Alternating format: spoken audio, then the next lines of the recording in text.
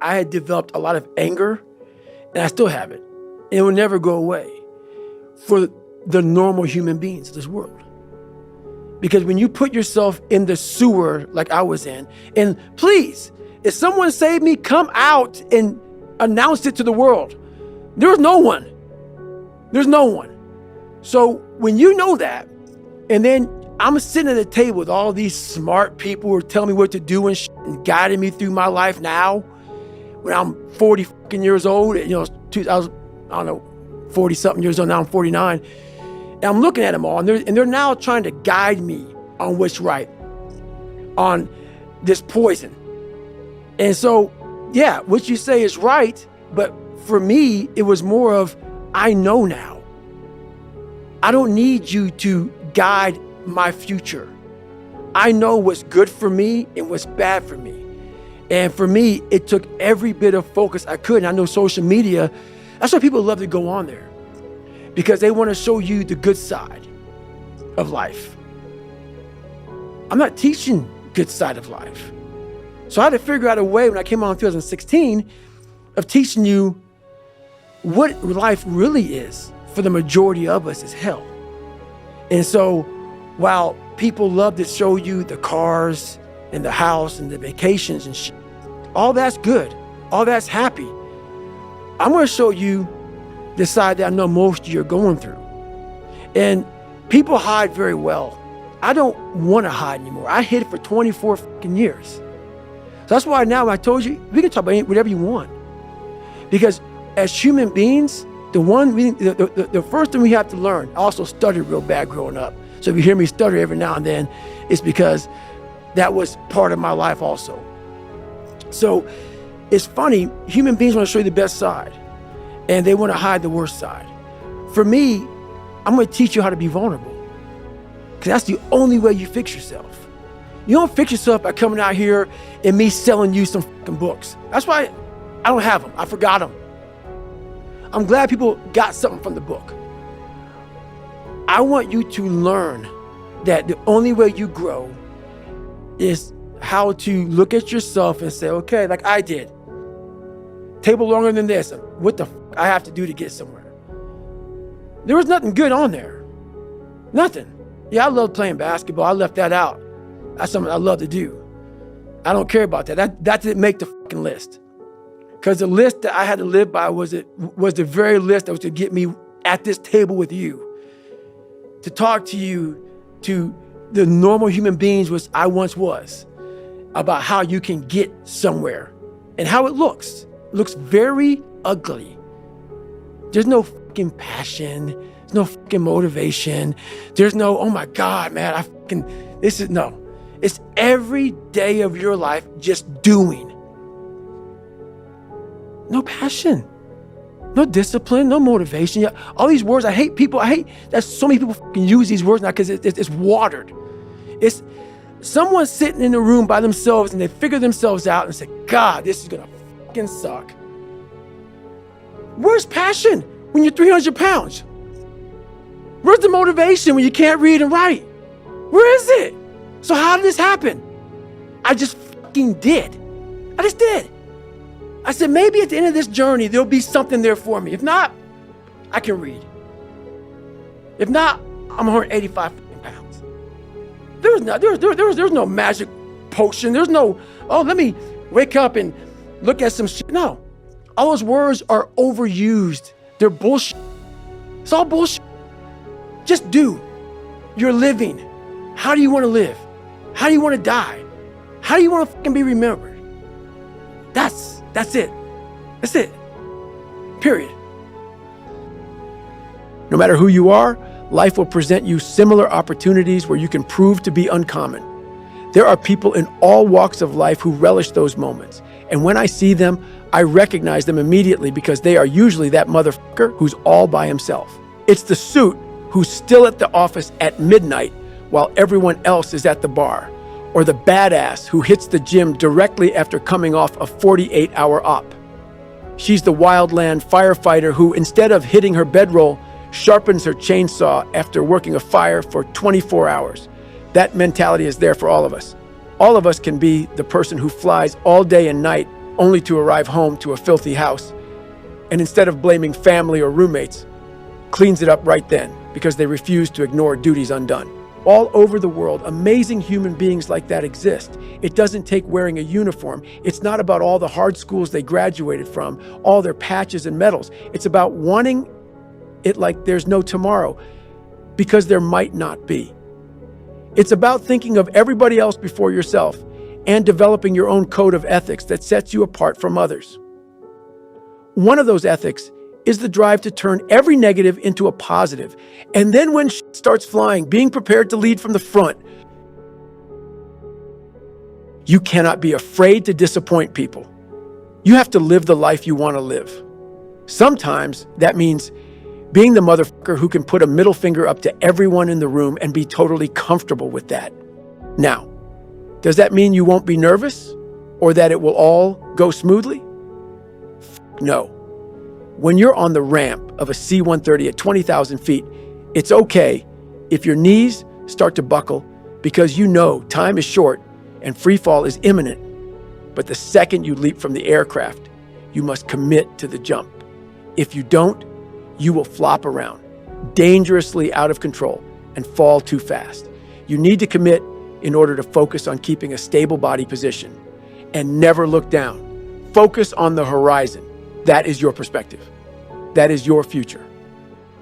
The passion comes out of me. It's almost like speaking in tongues. Because when you put that much work and people go, oh yeah, there's been this basketball player, this football player, this. Dude, no. Everything is work. Everything. And people don't believe it. So when I speak, the motherfucker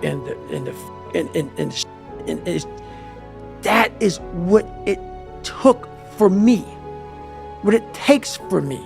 The anger, the passion, the jaw-dropping, just it takes that because I'm not that. This is how I look at it, man. What built this guy? Let's imagine being in the coldest water you can possibly take. I always go back to Hell Week with this. I hated the water. Hated it. You're sitting there locked arms and you're in the water all the time. And they're bringing you in and out of the water. In and out of the water. When you have this dialogue in your head, and these people are judging me off of a freaking 1-minute video, and you're constantly your whole life, when you figured it out at 24, I just gotta, and this is just gonna suck. Every day is gonna suck. And live like that, to be better. And I put it this way, I'm in the water is going over my head, the Pacific Ocean, it's freezing. February, cold as shit. Been through 3 hell weeks. For you to constantly win, when this voice over here, the real you, is saying, get the fuck out of here. Go. You're nobody. You've always been nobody. And it's true. People don't hear that. That's a true voice. That's the real reality of David Goggins at 24 years old. It's not a false reality. And then you had to create another voice over here that is saying you're better than that other voice. And you're in the freezing cold water that both voices don't want to fucking be in. But you win. And it goes from the water to the studying, to the running, to losing weight, to how you eat, to how you function as a man. Every day of your life, you're winning these battles.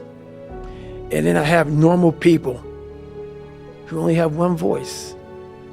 Never created the second voice. The winning voice is the second voice. They have one voice. And that's just, I'm a piece of shit. And that's all they hear. And then they judge people like me who are out here trying to be better. It's something that I can never really, it's a frustrating thing for me. Because I know the majority of people. I know what goes on in the brain because I studied the mind more than you. Because I'm a practitioner. So for you to be a piece of shit and come out of that, you don't just come out of it. You spend decades studying your mind and the human mind on how it functions in good environments, bad environments, stressful environments, patient environment. You study it all because you have to put all this together to create the mind to become successful. So I had to, it was like God blessed me with this brain. I had to create a mind. And so in doing so, I figured out every piece of human being in the world because that's what I was going off of for myself. So I know why you go on Instagram. I know why because you just have the time. You have the time because you don't want to put that time into bettering oneself. So I know why I'm misunderstood. I'm misunderstood by people who have plenty of time on their hands to misunderstand me because they are exactly where I once was, which is a low-life, lazy piece of shit. And it's the harsh reality of people who troll you, who go after you. They have nothing better to do with their lives. It's not some after-school special. It's the truth by once was that way. I know where it all comes from. That's why it's frustrating to me now, because I'm not so frustrated at the fact that I'm being trolled. I'm frustrated by the fact that you don't have the courage to try to be somebody better than what you're not. And that's the frustrating part. Many people write out their darkest moments in a journal or diary and hope to gain some leverage on whatever it is they survived or are struggling to overcome. I've kept a journal for years, but there are levels to this and a written archive is the entry level. Audio recordings are more interactive and accessible and have a more profound effect on the mind. If you were bullied, abused, or sexually assaulted and are willing to speak the unfiltered truth into the microphone and listen to it over and over, after a period of time, it will become just another story. A powerful story for sure, but the poison will be neutralized and the power will be yours. This is not a task to take lightly. If you've survived acute trauma, you don't want to think about what you were doing on the day it happened, what you heard and how you felt, or how your life capsized afterward. Do it anyway. The more color and context you can add to the track, the sooner you will walk the streets with your headphones on and your head held high. When people see you coming, they might think you're listening to an Eminem jam, but no. It's your deepest trauma, the scene of your supposed destruction on repeat. With each subsequent listen, you will claim more and more power and gain enough transformational energy to change your life. Most people don't even want to think about their darkest, much less talk about it. They refuse to speculate in the harsh wilderness of their past because they are afraid of exposure. Believe me, there's gold in them there hills. I know because I was the black dude in the cowboy hat, hip deep in the icy stream panning for nuggets. And if you find the courage to paint the picture of your worst nightmare in the spoken word, then listen to it until it soaks in and saturates your mind. Until you can hear it without any emotional reaction or spillover. It will no longer make you cower or cry. It will make you strong. Strong enough to walk out on stage and tell the whole world what they did to you and how it didn't break you. It made you powerful. Recording yourself isn't just a reliable tool for neutralizing trauma. It can change the dynamic of almost any situation or mood. If you use it properly, it can also keep you honest.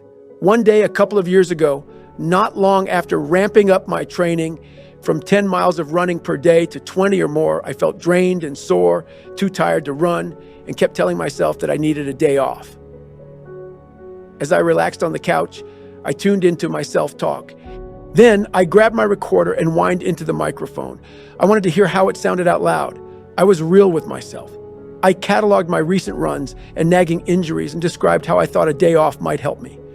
I made a solid case for a much-needed rest day, but when I played it back, the jury of one was unconvinced because my inner bitch was suddenly the emperor with no clothes. Buck naked in the light of day, he was impossible to ignore and even harder to stomach. I was off the couch and out on the road in a matter of seconds. Many people wake up with dread or doubt day after day. They dread their workouts, their class load, or their job. Maybe they have a test or presentation that makes them nervous, or they know that the day's workout will hurt. While they linger in bed, They tune into their soft, forgiving self-talk, which doesn't make it any easier to get up and move. Most people rise up eventually, but they remain in a daze for hours because they aren't fully engaged with their lives. Their self-talk has made them numb to the moment, and they sleepwalk through half the day before they finally perk the fuck up. The way we speak to ourselves in moments of doubt is crucial, whether or not the stakes are high, because our words become actions, and our actions build habits that can coat our minds and bodies with a plaque of ambivalence, hesitancy, and passivity, and separate us from our own lives. If any of this sounds familiar, grab your phone and record your inner dialogue as soon as you wake up. Don't hold back. Spill all your dread, laziness, and stress into the mic. Now listen to it. 9 times out of 10, you won't like what you hear. It will make you cringe. You wouldn't want your girlfriend or boyfriend, your boss, or your kids to hear your unfiltered weakness, but you should, because then you can repurpose it. You can use it to remind yourself that changes must be made. Listening might inspire you to commit to your life in a deeper way, to be your best at work, at school, or in the gym. It can challenge you to rewrite the narrative so that when you bed down, you won't feel like you wasted another valuable day. Do it again the next morning, but this time, once you get through listening to all your whining about the shit you don't want to do, sit up in bed and lay down a second take. Pretend you're motivating a friend or loved one who is going through challenges. Be respectful of the issues they face, but be positive, forceful, and realistic too. This is a skill that demands repetition, and if you do it regularly, you'll find that it won't take long for your self-talk to flip from doubt and dread to optimism and empowerment. The conditions of your life might not change a whole lot at first, but your words will make sure that your approach does change, and that will eventually enable you to shift everything. But you must speak the truth and be willing to listen to it. Don't be afraid of your weakness or doubt. Don't be embarrassed and pretend it doesn't exist. It surfaced for a reason, so use it to flip the dynamic of your life. Lately, I've used this technique with the hate that comes at me online. Most people in my position don't read negative comments or emails. They have someone else screen and then erase them. I see hate as just another fuel source. I see the beauty and power in it, and I never let it go to waste. When the negative comments come in, and they always do, I capture them in a screenshot and speak them into my microphone. In 2021, I posted an image of my swollen left knee, which inspired a flood of negative comments. Some claimed to have seen my breakdown coming and counted it as a personal win. Others simply liked seeing me in pain. "I'm tired of hearing you run your fucking mouth," one of them wrote. "I hope I never see your black ass run again," wrote another. They were trying to salt my wounds. They wanted me to feel the sting, which I did, and hoped it would bring me down even further. It didn't. I love those comments. I loved them so much I made a mixtape. I printed them all out, recorded myself saying each one, and then I looped that bitch. Whenever I have a bad day, I listen to it. Sometimes I walk around the house savoring it in full stereo. Most people only mind the positive shit. They want everything and everyone to be nice and hunky-dory. They get filled up on sweetness and recoil from the dark, bitter pill of hate. But there's not nearly as much fuel in ass-kissing, attaboys, and accolades as there is in hate. Luckily, the world is filled with jealous, insecure haters. If you don't get negative comments on social media, find your fuel in the thoughtless comment of a friend or the doubt of a teacher or coach. I'm sure it stings when you feel slighted, underestimated, criticized, or excluded.